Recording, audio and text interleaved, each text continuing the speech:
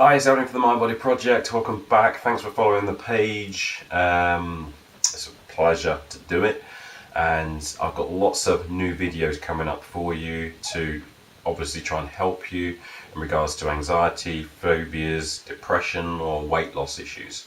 So I've got loads of videos coming up. So what I'm going to do for the next couple of weeks is going to be 10 top problems of having depression and what to do about them from a Mind Body Project perspective.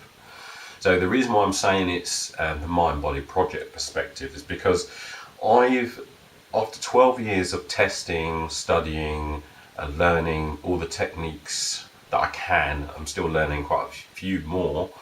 I've realised that when it comes to some of the mainstream stuff, they're mainly focusing on symptoms. They're mainly treating symptoms and not really focusing on the actual cause. So in other words, cause and effect, they're focusing on the effect rather than what's causing the effect. So I'm looking at more the cause side of the thing, and therefore eliminating the thing so you don't have to suffer with the problem or live with the problem, which is what seems to be the case. It's profitable for some people, especially with the drug companies. If you're giving someone an anxiety pill for the rest of their lives, obviously it's a very good business strategy. I've got no problems with that because people can choose what they want to choose. But it's just telling people there is a different way to do it, and I'm going to show you and talk about some of that stuff for the next couple of weeks on depression, and then we're going to go on to anxiety as well. So first of all, number one, so this is day number one.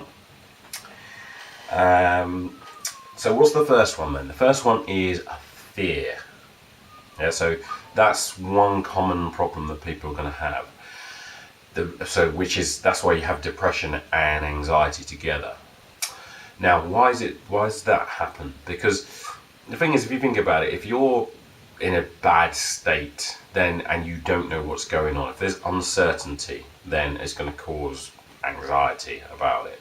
So that is a reason why that's going to be there as well. So you don't really know what's happening. The other thing is there's so much uncertainty, because if you're in a depressive state, then you are gonna it's going to affect every area of your life, and you're uncertain. You don't know the future. You can't really plan for the future if you're in that type of a state. So it's going to cause a problem. You're going to be going to fear. Who do you speak to? So who do you go in and speak to who's got that sort of knowledge around you in your inner circle, or your family, or whoever it is who has got that? Where do you go to? And can be unsettling, and as I said, you don't know where to go to. So what do you do about that then? Well, if you have these two things, need to be dealt with a bit differently. So the depression, I've got courses on this. It's quite a long way of doing it, but the Mind Body Project essentially does 5 things all the time, no matter what, for these conditions. The first thing is mindset. So mindset is what I spend 80% of the time doing. And what that will encompass here with the fear. So what I would do specifically with anxiety is I would either, depending on the level of intensity it is, I may use something called a fast phobia cure, or I may use a NLP NUCO game, which is essentially, if you think about someone who's has anxiety, when you actually do a thing called transcranial magnetic stimulation, so you can actually watch where the brain, you can actually look at it, at parts of the brain which are working, and essentially there's certain areas of the brain that are going to be working when you're in that state, when you're in an anxiety state. And so if I throw a ball from one hand to the other, then all of a sudden that's going to change how my brain works.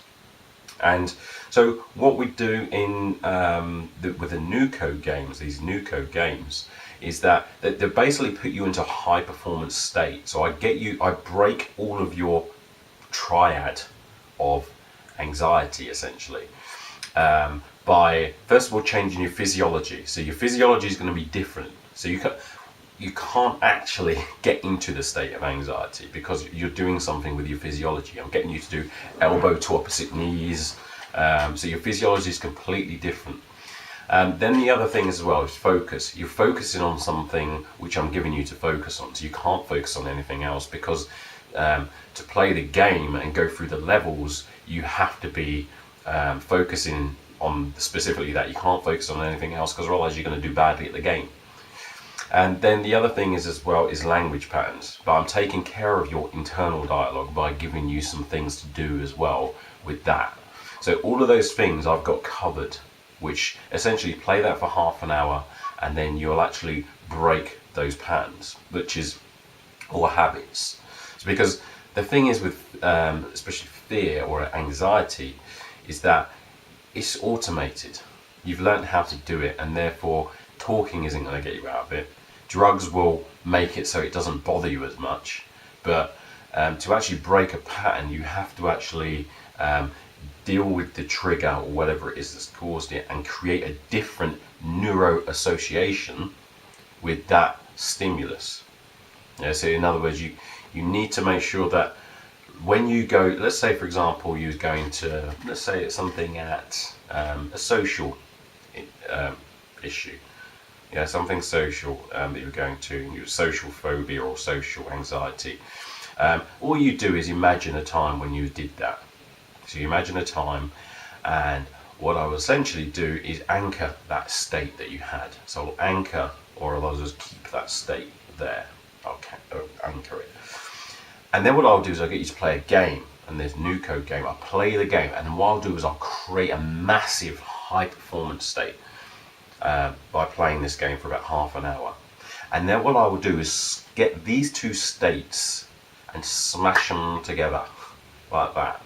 Now, if I've got this state, the high performance state, really, really high, and the person's played the game really, really well, then all of a sudden that is going to take over and demolish this anxiety state that you had. So it's going to take it out. And then what we do is we test it. So then we put you in the situation. And what should happen is that when you go back to that situation, because you're feeling completely different, you're all of a sudden going to have access to different behaviours, multiple new behaviours for that situation. So it's quite a step in, sophistication and how you deal with things. It's really how you specifically deal with the cause. So in other words, you go back to that state, you go back to that situation, it's not going to happen anymore. You ain't going to be able to access that state. It's dealt with forever. Yeah, it's not like, well, you can actually learn it again. You can learn to be scared in any situation again, but at least you know what to do about it. Yeah, that's the skills you learn. So that's what I essentially do. So it's either Fast Phobia Cure or an NLP Nuco game. There's other things you could do as well, I suppose, is using some hypnosis. Essentially what you need to do, because this is automated, this is not controlled by you, you need to make sure that you're using the same tools to actually deal with that problem. So you need to, it's an unconscious thing that's happening, so then you need unconscious tools or to get your unconscious mind involved with it. And that's how you really change.